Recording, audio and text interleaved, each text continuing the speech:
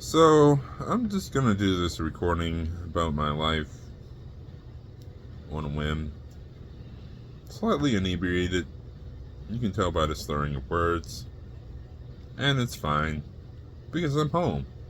And I'm not currently driving into a parked car. At any rate, so, um, yeah, I am Issa. That is what my name is. I didn't choose that. I'm not Arabic. I was born in Baltimore. I'm not any sort of different from anybody else, except that I'm massively different from everybody else. Oh, look at this. There's like a white streak on my shirt. Pretty neat. It's probably drool from when I passed out. But anyway, so who am I? I am a absolute piece of shit. That's not an objective opinion. That's just fact. So let's start from the beginning. When I was growing up, I was in a family. Like most people, some people, if they have, family. And it wasn't that great. It really wasn't that great. I was pretty much picked on by my brother and sister constantly.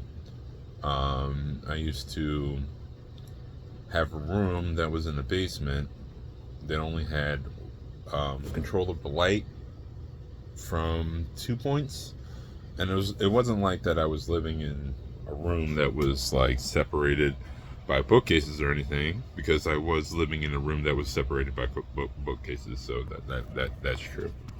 At any rate, my family members used to come downstairs and turn the light on while I'm just trying to relax in my room, minding my business, and they would leave the light on.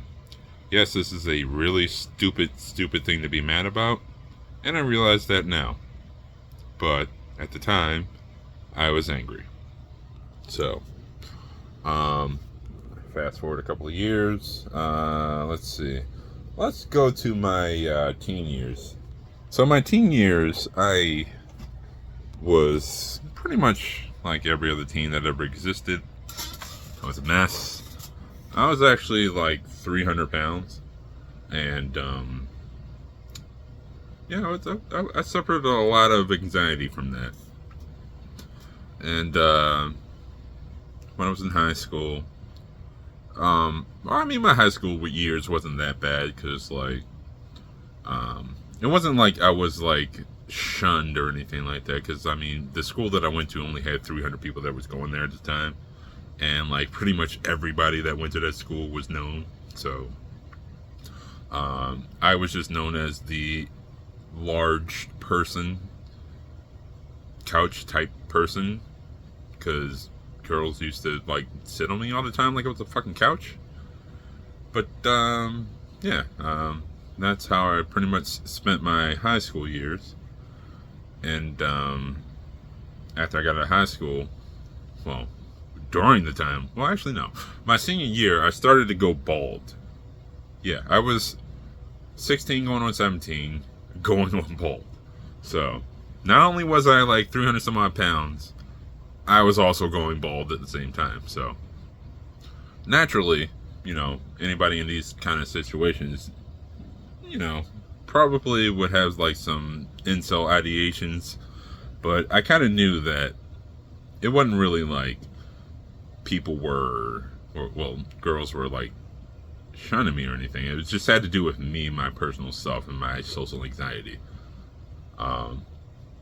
So, I fast forward a little bit. Once I'm out of my teen years, I get into college.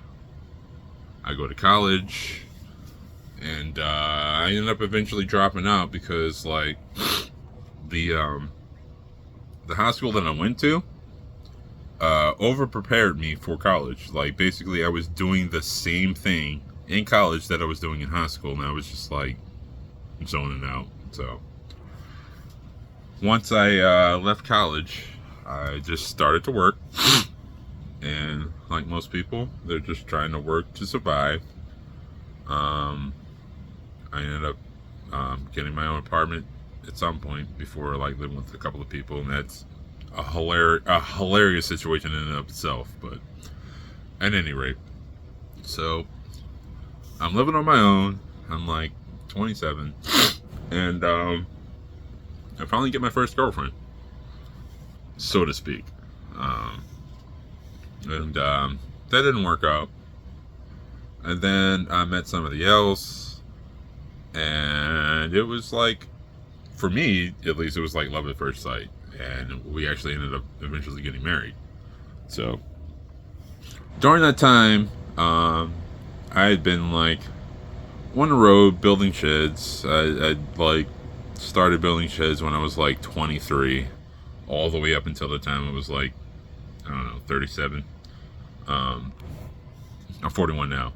But a lot of that time was spent with me being on the road, working, and not being with my family. And it really sucked.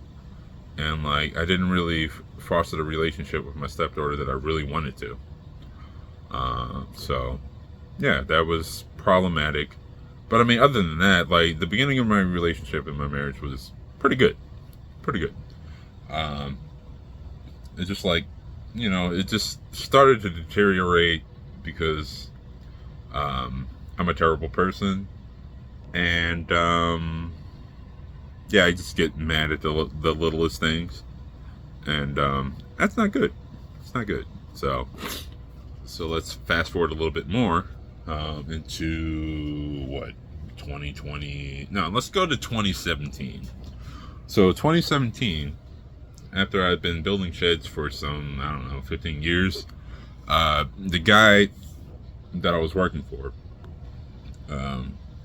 he was trying to get married. So what he decided to do was not pay us for like a month, and he owed me like $3,500. So I just was like, you know what? I'm not going to work anymore until you pay me. And he fired me. So there you go. That's the start of my agony that is, till this day, still occurring. So after that happened, I pretty much went into a spiral of depression, started drinking a lot. Eventually I got into like a DUI situation, and none of that was good. But my wife, she stood by me the entire time. Like, she was supportive. Like, she made things great for me, and I really appreciate that. So fast forward a couple more years, I was working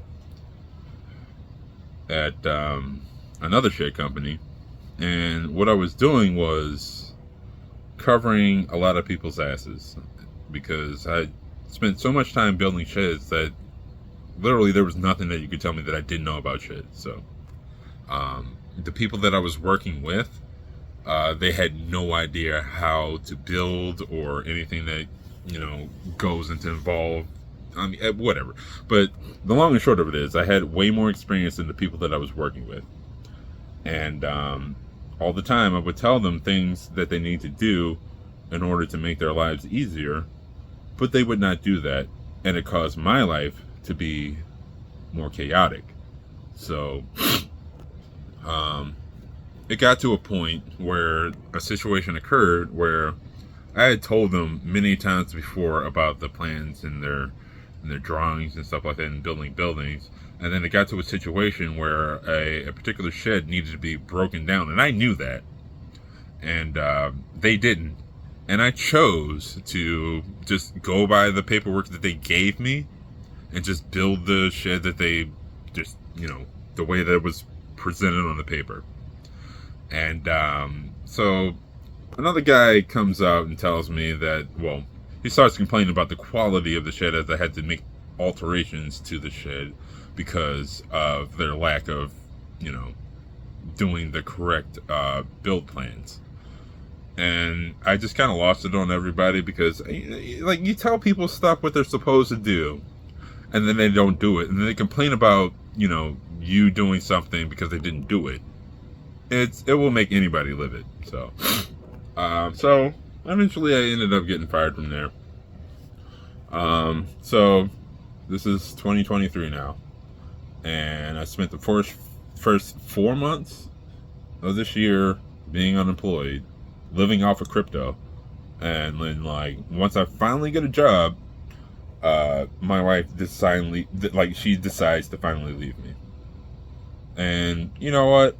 It's fine, because I am a human piece of shit, so it's warranted.